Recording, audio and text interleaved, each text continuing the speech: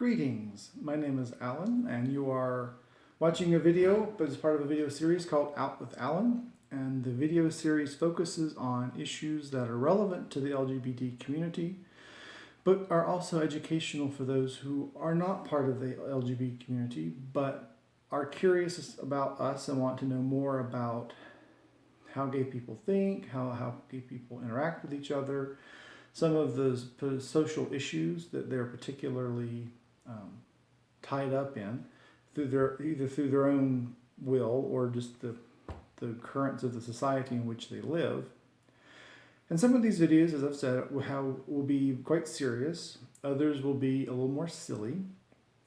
And this is going to be one that's a little bit more funny, but I think, well, for fun at least. Maybe not funny, I'm not funny.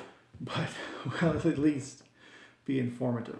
The word I want to talk about today is called, there's two parts to it. There's heteronormativity, and there is heterosexual privilege. Those are the two terms. My brain kind of snapped out of my little brain here. So, heterosexual normativity, basically it's the foundational principle that whatever straight people do is correct. The insinuation then being everything that non-gay people do is wrong.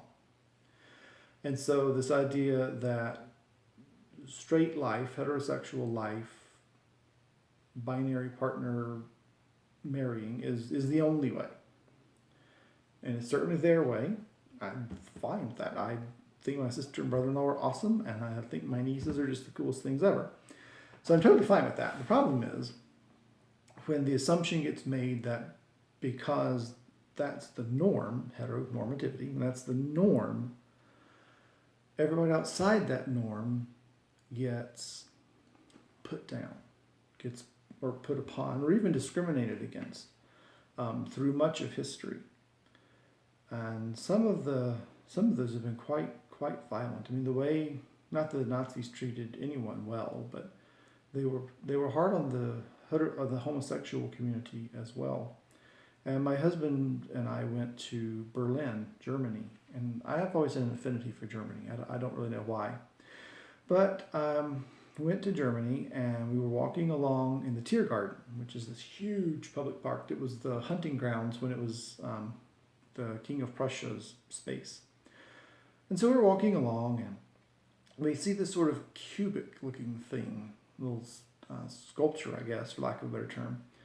And so we're looking around it, and we're there. There's another guy with us. He's a gay friend, and he's with us. And we're looking around it, and we realize that it is the monument to the homosexuals persecuted under Nazism.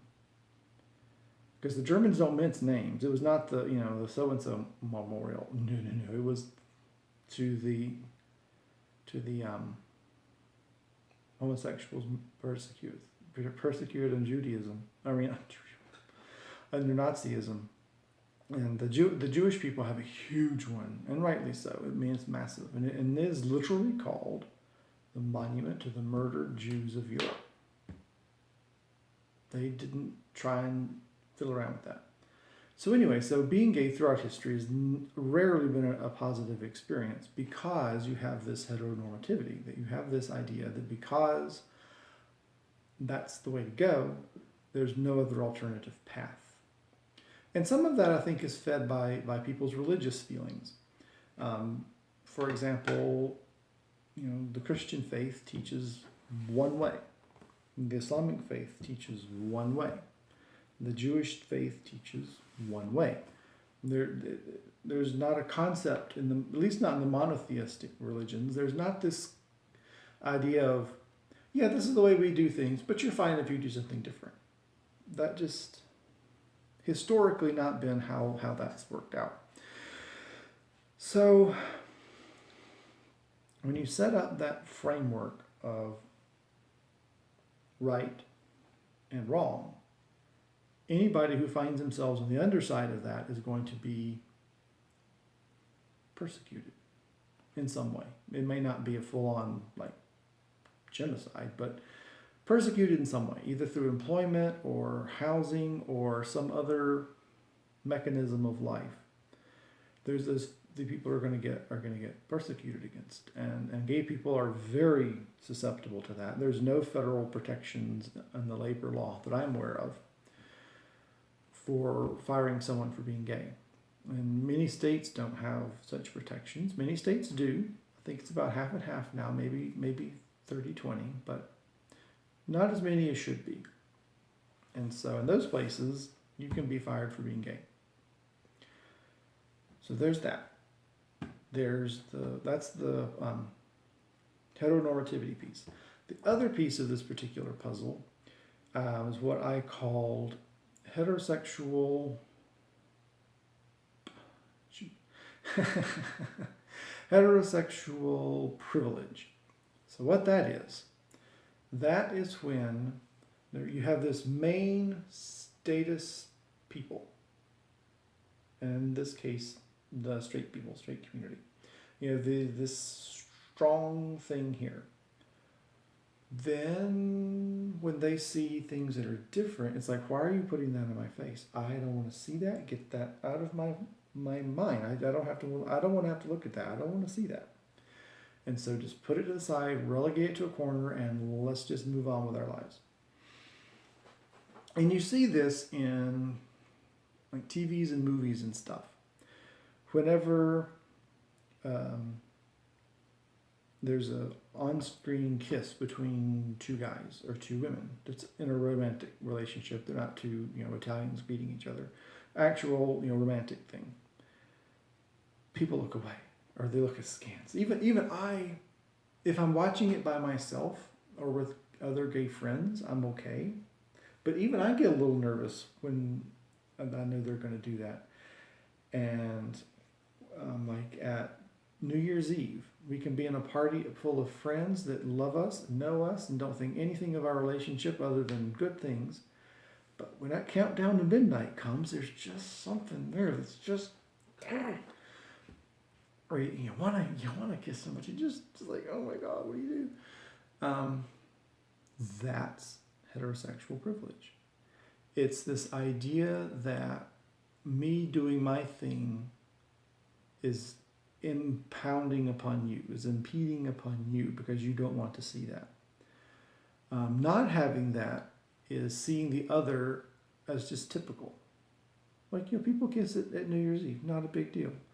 I can't remember the last time I watched a movie or TV show that straight people weren't huffing and puffing all over each other. So those are those two concepts. And you can look them up and do a little reading, but that's just kind of a basic introduction to them. You have heterosexual privilege and you have heteronormativity. Heteronormativity is where whatever straight people do, their sort of archetype of life is the only right one and everybody else is toast. Heterosexual privilege is we are seen as here, and anything else we don't want impeding in our space. We just want it to go away so we can just have our one little thing. So those are those two concepts.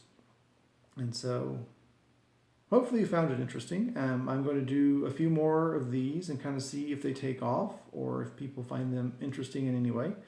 I love to do comments. I love to talk about words and meanings and thoughts and philosophies and things. And so feel free to comment whatever you want in the comment box. I do request that you keep it classy though, because it is a public forum and I want to make sure that everyone feels included. And that includes especially those whose views may differ from mine. People who are a little bit more conservative nature might be a little hesitant to post what they really think on this if there's going to be this huge backlash, and vice versa. So everybody just keep it classy. That's all I ask. Say what you want, keep it classy. Thanks. Until next time, I'm Alan with Out with Alan.